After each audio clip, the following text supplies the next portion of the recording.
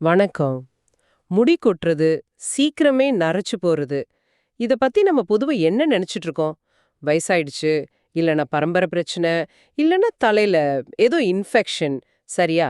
ஆனா, நீங்க எங்களுக்கு அனுப்புன இந்த அர்னால்ட் எரட்டோட குறிப்புகள், இந்த மொத்த விஷயத்தையுமே தலைகீழா பாக்குது.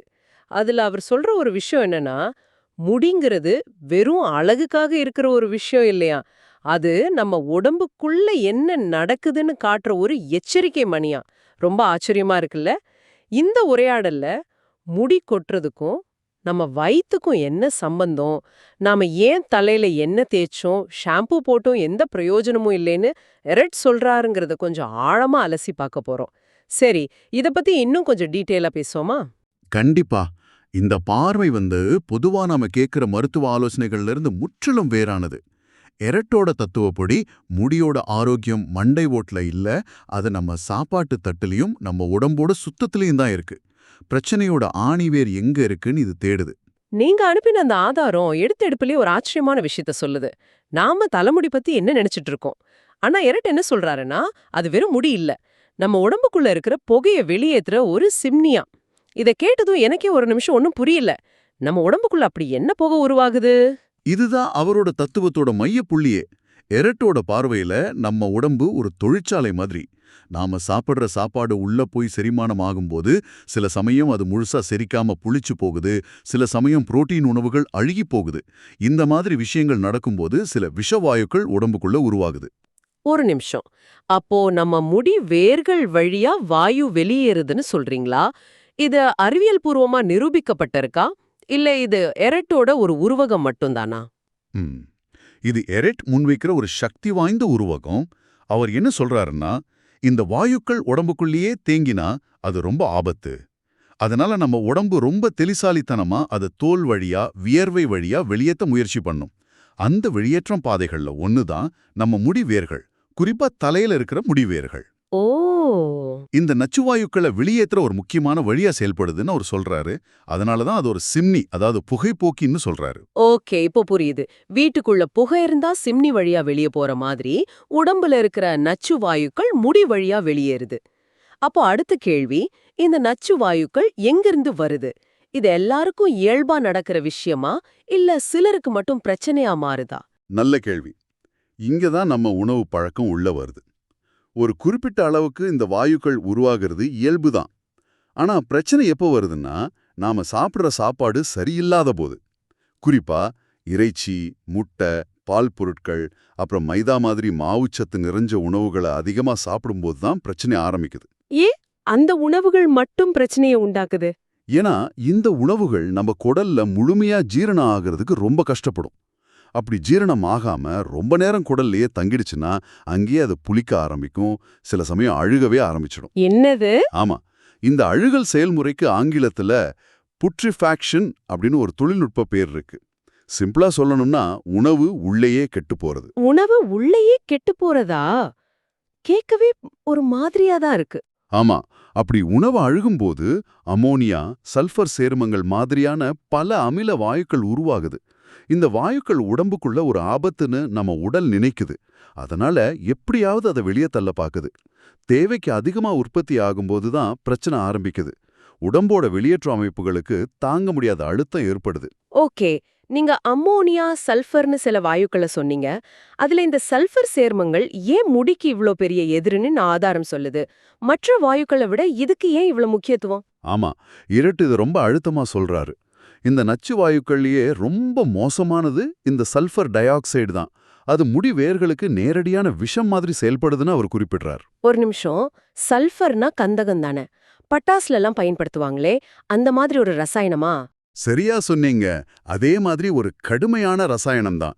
அந்த வாயு நம்ம முடி வேர்களுக்குள்ள போகும்போது அங்க இருக்கிற சின்ன சின்ன நரம்பு முடிச்சுகளை பாக்குது. இதோட முதல் விளைவு முடிக்கு கருப்பு நிறத்தை கொடுக்கிற மெலனின் உற்பத்தியை நிறுத்துறது. மெலனின் உற்பத்தி நின்னுட்டா? ஆமா, மெலனின் உற்பத்தி நின்னுட்டா என்னாகும்னு யோசிச்சு பாருங்க. முடி நரைச்சு போகும். கரெக்ட். முதல் அறிகுறியே இளநரை தான். அதுக்கப்புறமா உடம்புக்குள்ள நச்சு வாயுக்களோட அழுத்தம் குறையலன்னா அந்த முடிவேர்கள் இன்னும் பலவீனமாகி முடி மெலிஞ்சு கடைசில கொட்டி வழுக்கைக்கு வழிவகுக்குது. அப்படியா? அதனால இரட்டைய பொறுத்தவரைக்கும் நரைக்கிறதும் முடி கொட்டுறதும் தலையில ஏற்பட்ட நோய் இல்லவே இல்ல. அது நம்ம உடம்புல விஷம் அதிகமாயிடுச்சுன்னு காட்டுற ஒரு வெளிப்புற அறிகுறி. உடல் நமக்கு அடிக்கிற ஒரு அபாயமணி. நீங்க சொல்றது சுவாரஸ்யமா இருக்கு. இந்த நச்சு வாயுக்கள் தான் காரணம்னா உடம்புல வேற இடத்துலயும் முடி இருக்குதானே.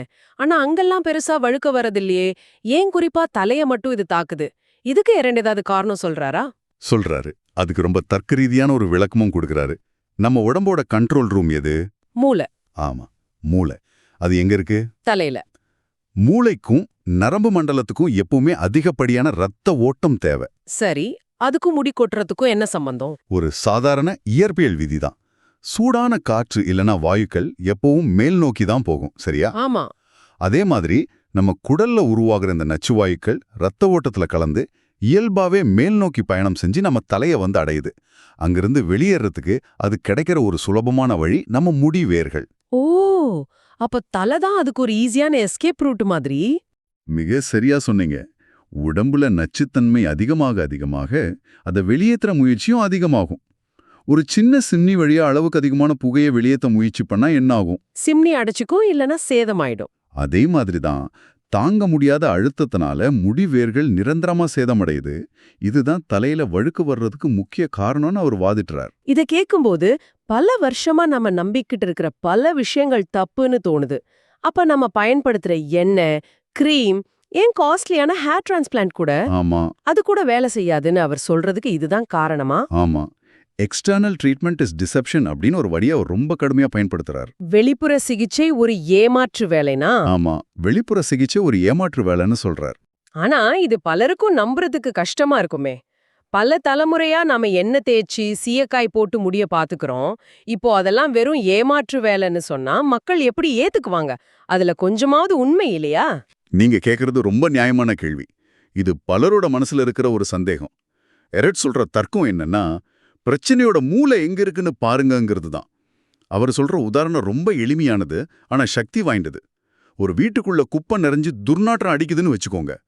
நாம அந்த துர்நாற்றத்தை மறைக்க ரூம் ஃப்ரெஷ்னர் அடிச்சா என்ன ஆகும்? கொஞ்ச நேரத்துக்கு வாசனை நல்லா இருக்கும். ஆனா குப்பை உள்ள இருக்கிற வரைக்கும் அந்த நாற்றம் திரும்ப வந்துடும். அதுதான் பிரச்சனை. உடம்புக்குள்ள குடல்ல இருக்கும்போது தலையில எண்ணெய் தடவுறது அந்த ரூம் ஃப்ரெஷ்னர் அடிக்கிற மாதிரி தான் அவர் சொல்றாரு. அது தற்காலிகமா முடிய பழப்பழப்பா காட்டலாம், பார்க்கறதுக்கு ஆரோக்கியமா இருக்கிற மாதிரி ஒரு தோற்றத்தை கொடுக்கலாம். ஆனா உள்ள இருந்து வேர்களை தாக்கிட்டு இருக்கிற அந்த நச்சுவாய்க்களோட தாக்கத்தை அதனால ஒருபோதும் தடுக்க முடியாதுங்கிறது தான் அவரோட வாதம். ஓகே, இப்போ பிரச்சனை என்ன, அது எங்கிருந்து வருதுன்னு நல்லாவே புரிஞ்சிருச்சு. இத கேக்கும்போதே கொஞ்சம் பயமா இருக்கு. சரி, இதுக்கு தீர்வு இல்லையா? நம்ம உணவு முறைய மாத்தினா மட்டும் போதுமா? எரெட் சொல்ற அந்த சளி இல்லாத உணவு முறைனா என்ன? அது எப்படி வேலை செய்யும்? பிரச்சனை எங்க ஆரம்பிக்குதோ அங்கதான் தீர்வையும் தேடணும். இதுதான் எரெட்டோட அடிப்படை மந்திரம். அவரோட சளியில்லாத உணவு முறை அல்லது மியூக்கஸ்லெஸ் டயட் தத்துவப்படி முதல் படி உடம்புல சளியையும் கழிவுகளையும் உருவாக்குற உணவுகளை நிறுத்துறது. அதாவது அந்த மாவு, பால், இறைச்சி இதெல்லாமா? கழிவுகளையும் நச்சுக்களையும் சுத்தம் செய்யறதுல கவனம் செலுத்தணும். குறிப்பா குடலையும் ரத்தத்தையும் சுத்தம் பண்ணணும். இப்படி செய்யும்போது உடம்புக்குள்ள புளித்தல், அழுகுதல் செயல்முறைகள் படிப்படியா குறையும். ஓ, அப்போ நச்சு வாயுக்கள் உருவாகிறதும் குறைஞ்சிடும். கரெக்ட். அதனால நச்சு வாயுக்கள் உருவாகிறதும் குறையும். அப்போ அந்த சிம்னிக்கு வேலை இல்லாம போயிடும். அருமையா சொன்னீங்க. முடிவேர்கள் ஒரு சிம்னி மாதிரி செயல்பட வேண்டிய அவசியமே இல்லாம போயிடும். அந்த அழுத்தம் குறைஞ்ச உடனே அதுகளுக்கு ஓய்வு கிடைக்கும். அந்த ஓய்வு நேரத்துல நம்ம உடம்பு தன்னைத்தானே சரி செஞ்சுக்கிற மாதிரி அந்த முடிவேர்களும் தங்களை சரி செஞ்சுக்கும். வலுப்பெற்று புதுசா முடி வளர ஆரம்பிக்கும். இதுதான் அந்த தத்துவத்தோட அடிப்படை. இதெல்லாம் கேக்குறதுக்கு ரொம்ப நல்லா இருக்கு. ஒரு புரட்சிகரமான சிந்தனை மாதிரி தெரியுது. ஆனா இது வெறும் கோட்பாடு தானா, இல்ல இதுக்கு ஏதாவது ஆதாரம் இருக்கா? எரெட் இதை யாருக்காவது செஞ்சு நிரூபிச்சிருக்காரா? இதுதான் இந்த தத்துவத்தோட மிக முக்கியமான நம்பகத்தன்மை வாய்ந்த பகுதி. எரெட் இதை இன்னொருத்தருக்கு செஞ்சு நிரூபிக்கல, தன்மேலேயே பரிசோதனை செஞ்சு நிரூபிச்சார். இது வெறும் புத்தக அறிவில்ல, நேரடி அனுபவம். அப்படியா? அவருக்கு என்ன பிரச்சனை இருந்தது? ஆதாரத்தின்படி அவர் ரொம்ப மோசமான சிறுநீரக பாதிப்பு, உடம்புல கடுமையான நச்சுச்சுமை, அதனால ஏற்பட்ட இளநரை, அப்புறம் தீவிரமான முடி உதிர்வுன்னு பல பிரச்சனைகளால அவதிப்பட்டுட்டு இருந்தார். அந்த காலத்துல இருந்த பெரிய பெரிய மருத்துவர்கள் கிட்டெல்லாம் போயும் எந்த தீர்வும் கிடைக்கல. ஓ, இனிமே நீங்க பிழைக்கிறது கஷ்டம்னு கைவிரிச்சிட்டாங்க. அப்புறம் என்னாச்சு? அப்போதான் அவர் தன் உடலையே ஒரு பரிசோதனை கூடமா மாத்திக்கிட்டாரு. நோன்பு இருக்க ஆரம்பிச்சாரு. அப்புறம் பழங்களை மட்டுமே சாப்பிட்ற உணவு முறைக்கு மாறினாரு. கடைசியா அவர் கண்டுபிடிச்ச அந்த சளியற்ற உணவு முறைய தீவிரமா பின்பற்ற ஆரம்பிச்சாரு. கொஞ்சம் கொஞ்சமா அவரோட உடம்புல தேங்கியிருந்த நச்சுக்கள் வெளியேற ஆரம்பிச்சது. அதோட விளைவு? அதோட நேரடி விளைவா அவரை கைவிட்ட சிறுநீரகம் சரியாச்சு. அவரோட முடி கொட்டுறது நின்னு மறுபடியும் அடர்த்தியா வளர ஆரம்பிச்சது. நரைமுடியும் குறைஞ்சதா அந்த ஆதாரம் குறிப்பிடுது. நம்பவே முடியல. அப்போ இது வெறும் தியரி இல்ல. அதையே தான் அவர் சொல்றார். This is not theory, it is experiment. அதாவது இது வெறும் கோட்பாடு இல்ல, இது என் அனுபவத்துல சோதித்து நிரூபிக்கப்பட்ட உண்மைன்னு சொல்றார். தலையில இருக்கிற ஒரு நோய் இல்ல, அது நம்ம ஒட்டுமொத்த உடம்பும் நச்சுத்தன்மையால பாதிக்கப்பட்டிருக்குங்கிறதுக்கான ஒரு எச்சரிக்கை மணி. வெளியில என்ன பூசுறோங்கிறத விட உள்ள என்ன சாப்பிடுறோம், உடம்பை எவ்வளோ சுத்தமா வச்சுக்கிறோங்கிறது தான் உண்மையான தீர்வு. இது நாம முடிய பாக்குற பார்வையே மொத்தமா மாத்துது. உண்மைதான். இந்த ஆய்வு முடிக்கும்போது உங்களுக்கு ஒரு சிந்தனையை விட்டுட்டு போக விரும்புறோம்.